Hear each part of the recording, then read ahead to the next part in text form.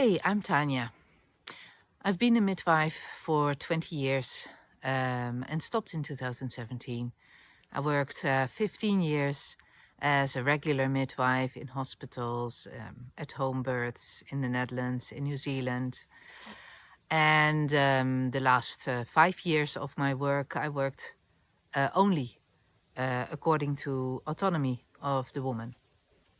Recently, I found my old channel back, this one. And all these videos are in Dutch.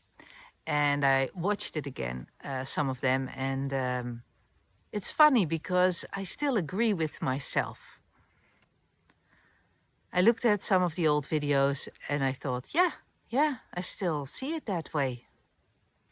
I still use the same lens through which I view life.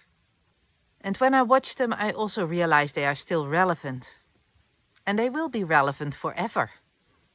For as long as we have a system, for as long as fear exists, and for as long as birth exists. Why am I now talking in English? When I watched the old videos, I realized that the Dutch was really badly subtitled in Dutch. I could not make anything of it. So when somebody from another country would want to watch it and put their subtitles on, it wouldn't make sense. And I think the issue is a worldwide issue. It's not specific to the Netherlands. The Netherlands has always had a system where midwives do home births. And when I started working as a midwife in the Netherlands, 80% of women birth at home. That was normal in that time. That is no longer the case. I think it's a minority, like 30% maybe. So it's become more relevant. It's become more relevant for the Netherlands, and it always was extremely relevant for the rest of the world. So I've decided to continue this in English. Also, the bot of YouTube is much better at translating and subtitling the English, clearly. I stopped being a midwife in 2017. Why? As I said before, the last 5 years of my practice, I worked according to the autonomy of the woman. I could have not predicted beforehand where that would go to. When I started working according to the autonomy of the woman, what does that mean even? It means I had to convey all my knowledge of everything I knew to them so that they could make their own decision. Of course, the knowledge of what I knew came from the system. And I stopped believing in a lot of it. But I would still have to convey it. Completely.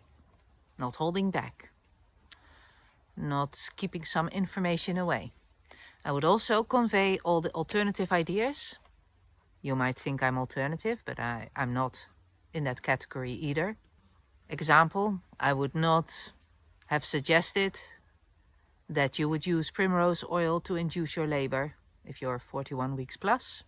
I would not suggest induction in the medical world either.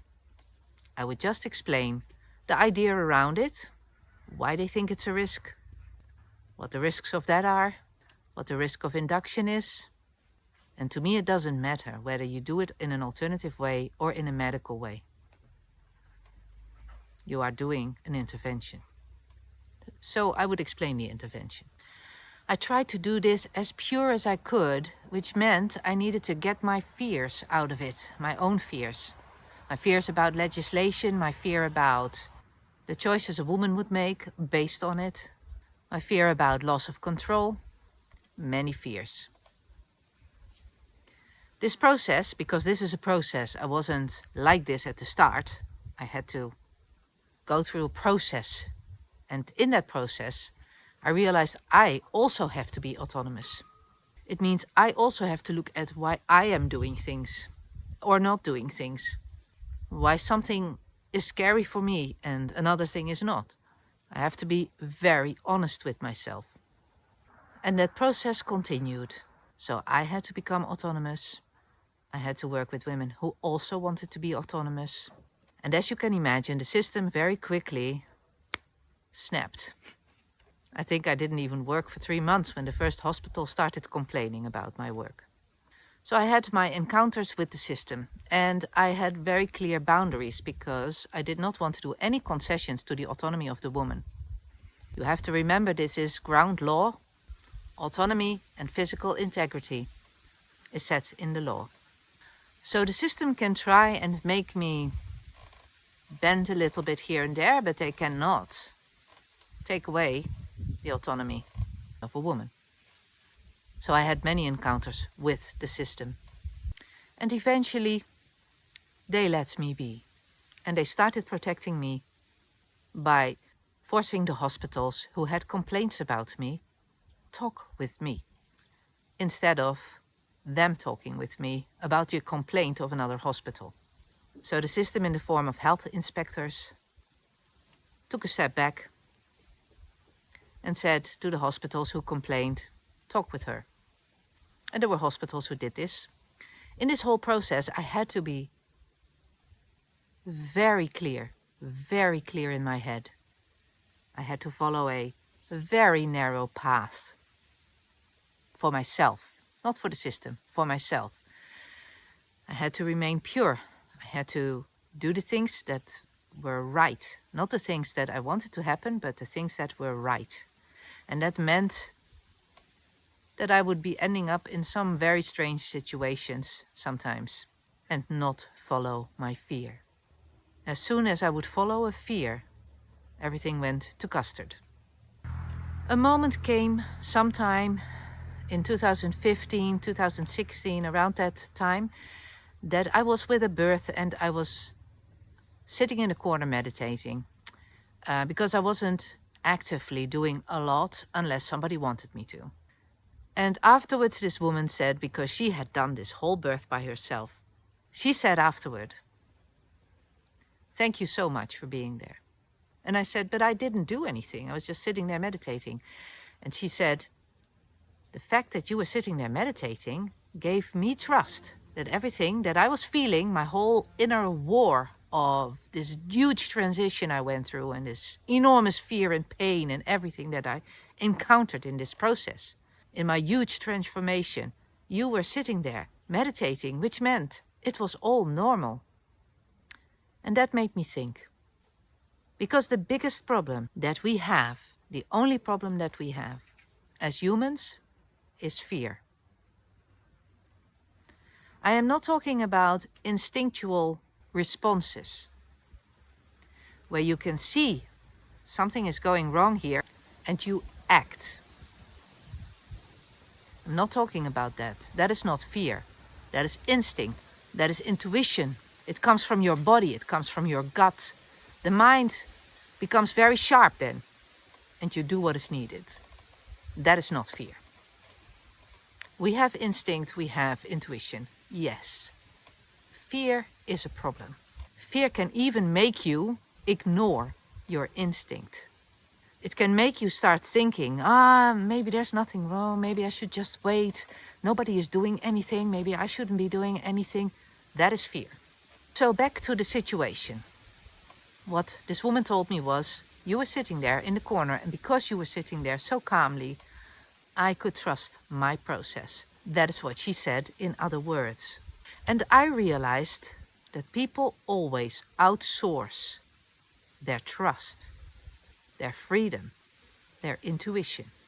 They outsource the most valuable things that we have. They give it to somebody else. They give it to a doctor who tells them what to do.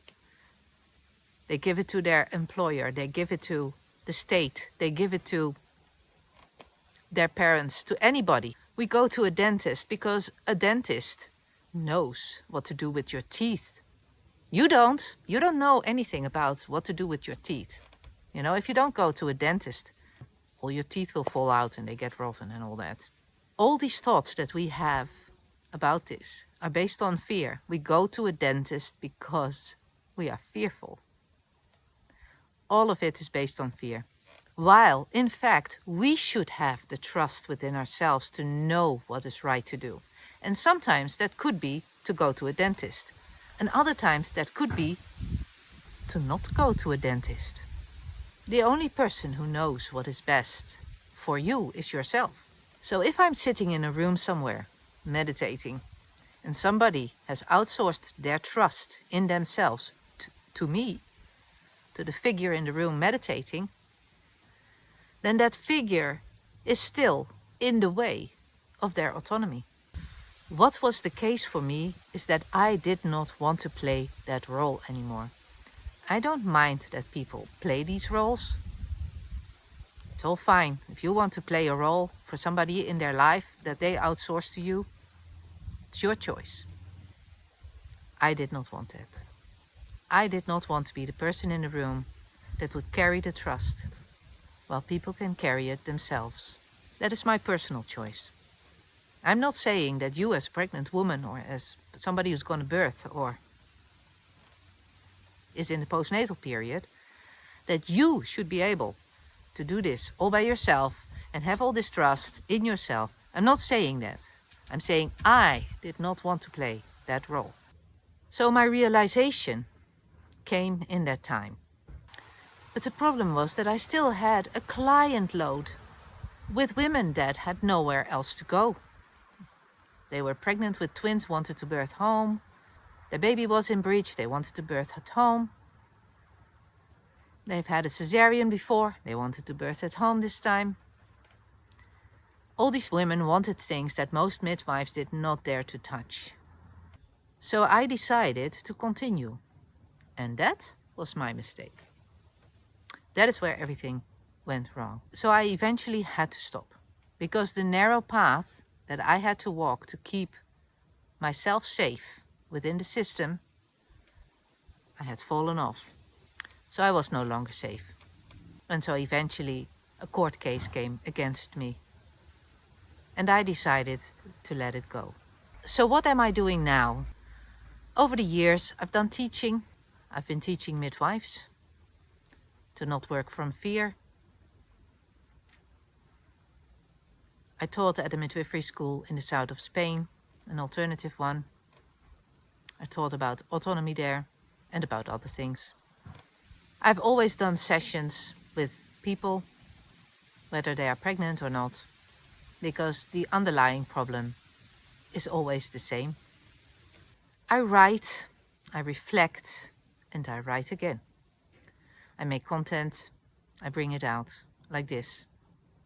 I do this because I feel that with my experience and my specific lens through which I watch the world, I can show people a different side to everything. And that can help. I've picked up this channel, not because I want to go back into midwifery, but because I want to continue what I was doing here. I was taking subjects like failure to progress, too large for dates, too small for dates, being overdue, breech positions, OP positions. I did all these subjects in Dutch that was badly translated. So I'm thinking I'm doing it again, but now in English. And I will start with the first subject will be the danger of diagnosis, because that is where it all starts with. The failure to progress is a diagnosis. The breech position is a diagnosis. The risk it carries is an idea attached to that diagnosis. The high blood pressure is a diagnosis. All these things are diagnoses. I'm going to talk about the danger of making a diagnosis, and I will explain it very clearly. If there are any health professionals watching, it is also interesting for you. I'm going into it from a quantum physics perspective, from a placebo research perspective, and from my own lens. If you have a specific subject that you want me to explain in a video, then let me know in a comment. Otherwise, I will just start with the most common ones. I'm doing this simply because I have a lot of experience, 20 years, of which 15 years in regular practice, also in hospitals, has shown me a lot about the system, about fear, and about programs. So I think it can help you if you are pregnant, and if you want to do it autonomously. And it is a subject about which I have thought and seen and learned so much that it would be a shame to just let it go into forgetfulness. So welcome to my channel, and I hope it can help you to step back into your own trust of yourself. Might you have lost that?